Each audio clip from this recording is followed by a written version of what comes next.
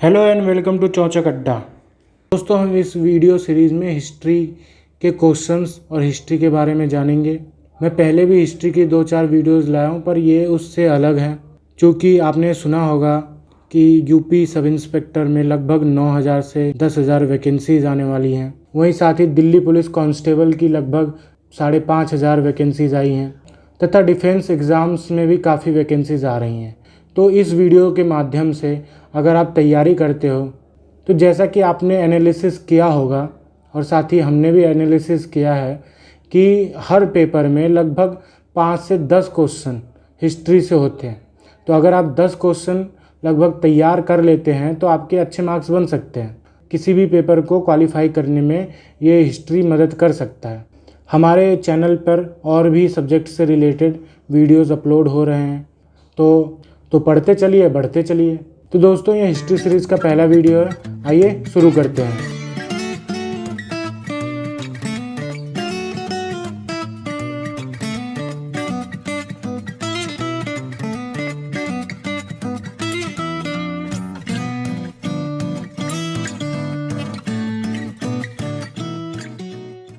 इतिहास।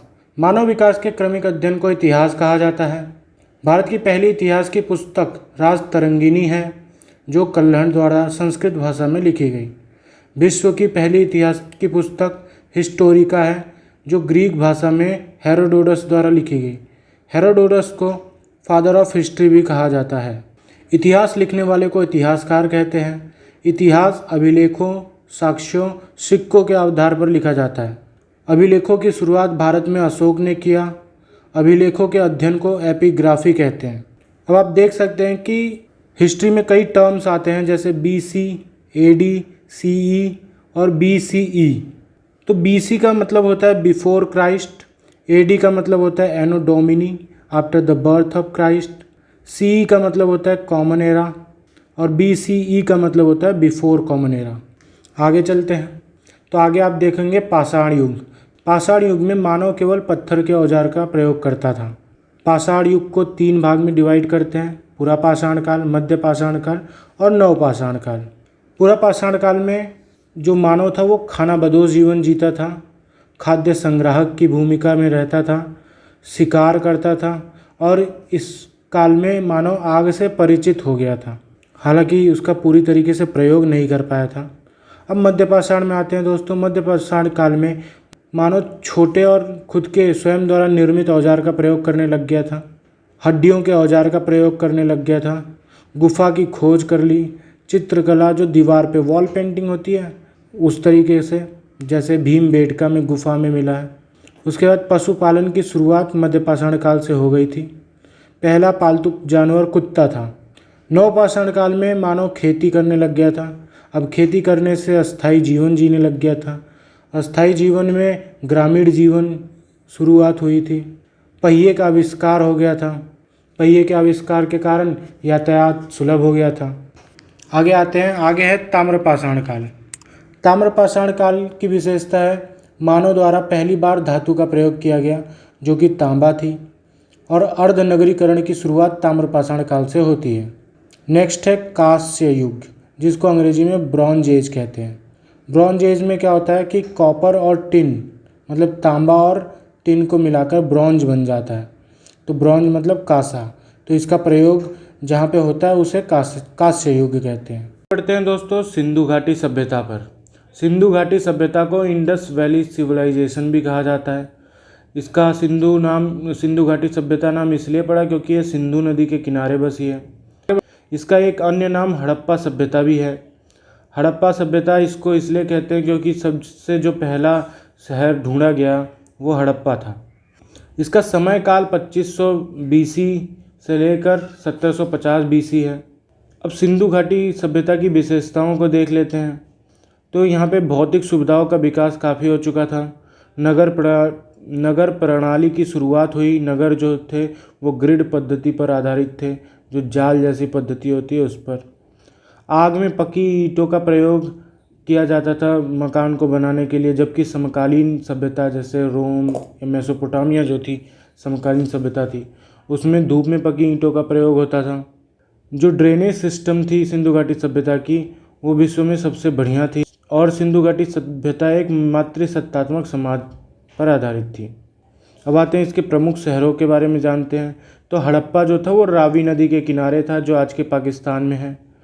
और हड़प्पा का उत्खनन 1921 में दयाराम साहनी ने किया। यहाँ से अन्नागार, तराजू, कांसे के बाट, कब्रिस्तान, पत्थर के शिवलिंग मिले हैं। का दूसरा शहर है मोहनजोदाड़ो। मोहनजोदाड़ो सिंधु नदी के किनारे बसा हुआ था। यह आज के पाकिस्तान में है। मोहनजोदाड़ो शहर हड़प्पा सभ्यता का सबसे विकसित शहर था। इसका उत्खनन 1922 में राखालदास बनर्जी ने किया था। मोहनजोदाड़ो का अर्थ है मृतकों का टीला। इसे सिंध का बगीचा भी कहा जाता है।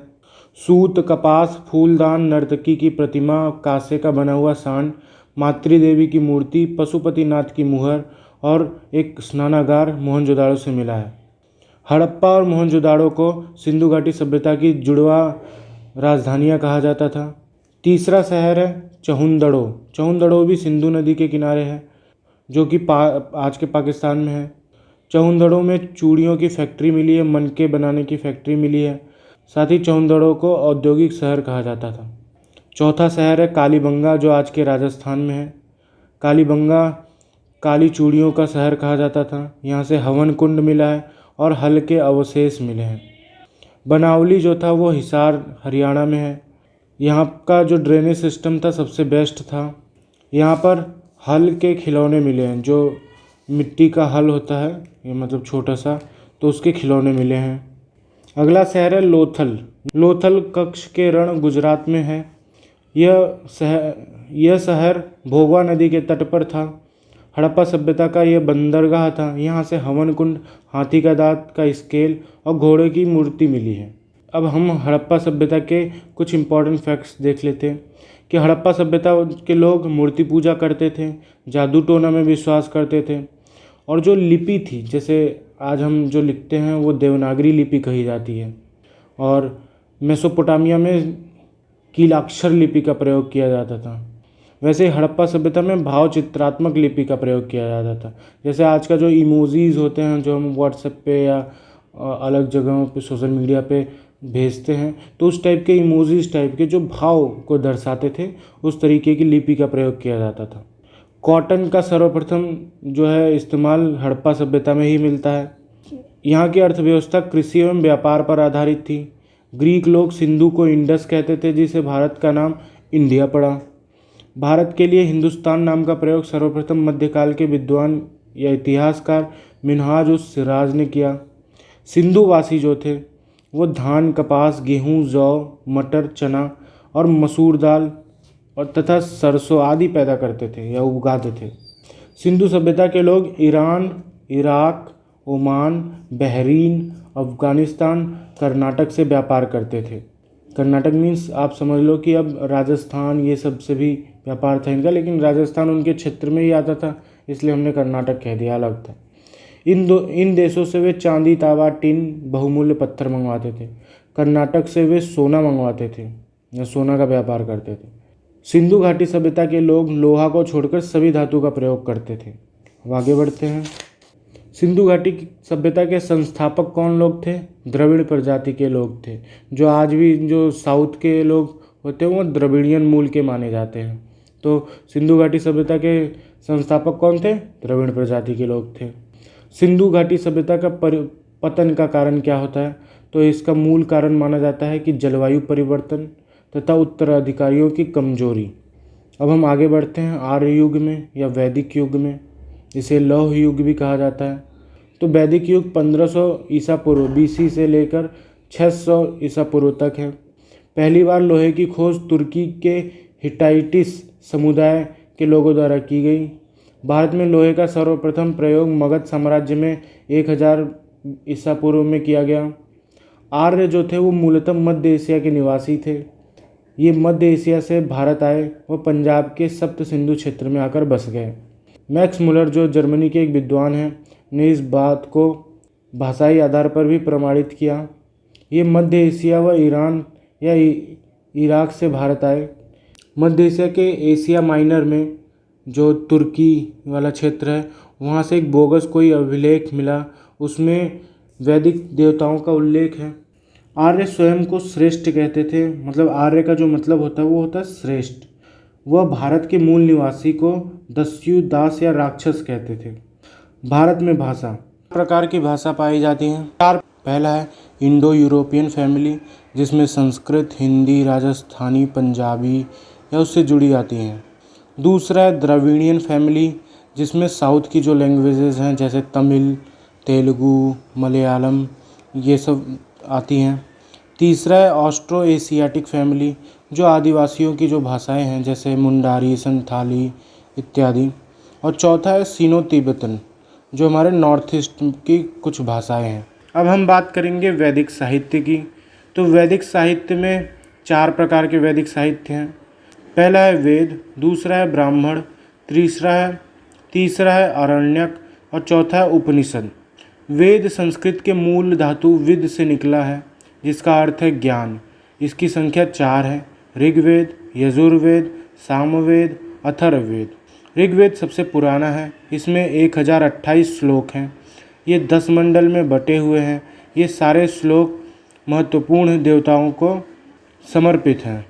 ऋग्वेद काल में सबसे महत्वपूर्ण देवता इंद्र हैं। इन्हें वर्षा का देवता कहा गया है। इन्हें युद्ध का भी देवता कहा जाता है। इन्हें पुरंदर यानी कि किला तोड़ने वाला भी कहा जाता है। इंद्र के लिए 250 श्लोक समर्पित हैं। दूसरे सबसे महत्वपूर्ण देवता हैं अग्नि।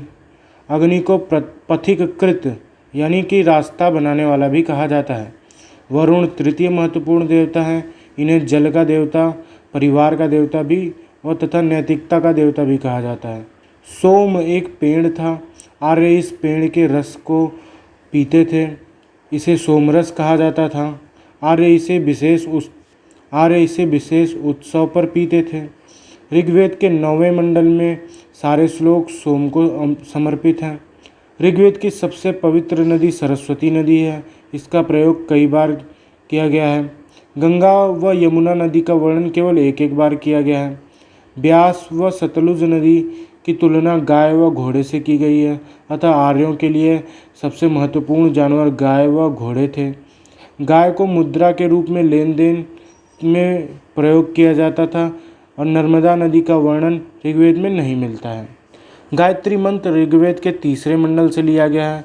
गायत्री मंत्र सविता यानी कि सावित्री देवी जो सूर्य देवता को समर्पित है।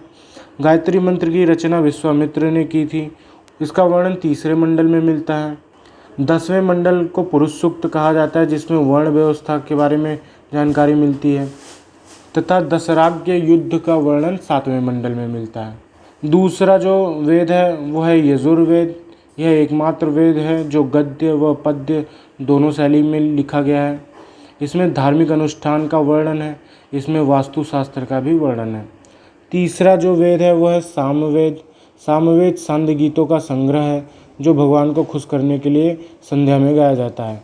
भारतीय संगीत का उद्भव सामवेद से हुआ है। जो संगीत के धुन है सारे गामा पादा निशा, वो भी सामवेद से निकला हुआ है। चौथा वेद है अथर्ववेद। इसमें भारतीय औषधि व जादू टोना का वर्णन मिलता है। उपरोक्त तीनों वेद जो ऋग्वेद, यजुर्वेद, सामवेद उनको आर्यवेद कहा जाता है, जबकि अथर्ववेद को अनार्यवेद कहा गया है। अथर्ववेद में जादू टोना की बात की गई है, जबकि आर्य जादू टोना में विश्वास नहीं करते थे। आर्य प्रकृति पूजक थे, वे मूर्ति पूजा नहीं करते थे। सनातन धर्म सबसे प्राचीन धर्म है। हिंदू या सनातन धर्म का मूल रूप प्रकृति पूजन था। अथर्ववेद को ब्रह्मवेद भी कहा गया है। अब हम आते हैं ब्राह्मण पे। ब्राह्मण ग्रंथ टीका कहलाता है। टीका यानी कि कीज यानी कि चाबी, जो वेदों को सरल ढंग से समझने के लिए या व्याख्या करने के लिए प्रयोग किया जाता है। कुल ब्राह्मण ग्रंथों की संख्या 8 है। तीसरा जो ग्रंथ है वह है आरण्यक। इसे वन ग्रंथ कहा जाता है। यह रहस्यवाद या भारतीय दर्शन का वर्णन करता है। चौथा है उपनिषद। उपनिषद का अर्थ होता है शिक्षक के समीप बैठकर सुनना या पढ़ना। उपनिषद में आत्मा व पुनर्जन्म जैसे सिद्धांतों का पता चलता है। उपनिषदों की संख्या 108 है। सबसे बड़ा बृहदारण्यक उपनिषद है, जिसमें पुनर्जन्म की व्याख्या की गई है। सबसे छोटा उपनिषद मुंडक उपनिषद है। जिसमें सत्यमेव जयते का वर्णन मिलता है। कठोपनिषद में आत्मा के सिद्धांत का वर्णन मिलता है तथा नचिकेता और यम का संवाद मिलता है। वसुधैव कुटुंबकम यानी the whole world is one family की बात महाउपनिषद में की गई है। अब हम आते हैं उत्तर वैदिक साहित्य पर। तो उत्तर वैदिक साहित्य में आती हैं स्मृतियाँ, महाकाव्य व पुराण। स्मृतियाँ आचार संहिता हैं, कोड ऑफ कंडक्ट, जिसका निर्माण भारतीय समाज को सुचारू रूप से चलाने के लिए किया गया था। सबसे प्राचीन स्मृति मनुस्मृति है, जिसके लेखक मनु थे। महाकाव्यों की संख्या 2 है। पहला है महाभारत, दूसरा है रामायण। अगर हम रामायण की बात करें तो रामायण को आदि काव्य भी कहा जाता है। इसमें 24,000 श्लोक हैं। इसके रचयिता वाल्मीकि हैं। वाल्मीकि का मूल नाम रत्नाकर था। ये प्रारंभ में डकैत थे। रामायण में आदर्श समाज व मर्यादा पुरुषोत्तम का वर्णन किया गया है। दूसरा महाकाव्य है महाभारत। इसका मूल नाम जय संहिता था। इसमें 8800 श्लोक थे। इसके बाद में अन्य श्लोक जोड़े गए तथा इसकी संख्या जब 24,000 हो गई तब इसे भारत कहा गया। वर्तमान में इसकी संख्या 1 लाख है, अतः इसे अब महाभारत कहा जाता है। यह विश्व का एकमात्र महाकाव्य है जो एकल काव्य सिंगल पोएटिक में लिखा गया है। इसके रचयिता वेद व्यास हैं। वेद व्यास का वास्तविक नाम कृष्णद्वैपायन था। गीता महाभारत से लिया गया है। गीता को पंचम वेद भी कहा गया है। गीता में 700 श्लोक हैं। गीता में भीष्म पर्व व कृष्ण अर्जुन संवाद का वर्णन है। अब हम बात करते हैं पुराण की। तो पुराण यह एक धार्मिक ग्रंथ है। इसकी कुल संख्या 18 है। सबसे पुराना पुराण मत्स्य पुराण है। पुराणों में भारत के इतिहास के बारे में भी कुछ वर्णन मिलते हैं। दोस्तों, इसी के साथ मैं ये लेक्चर समाप्त करता हूँ। मिलते हैं अगले लेक्चर में।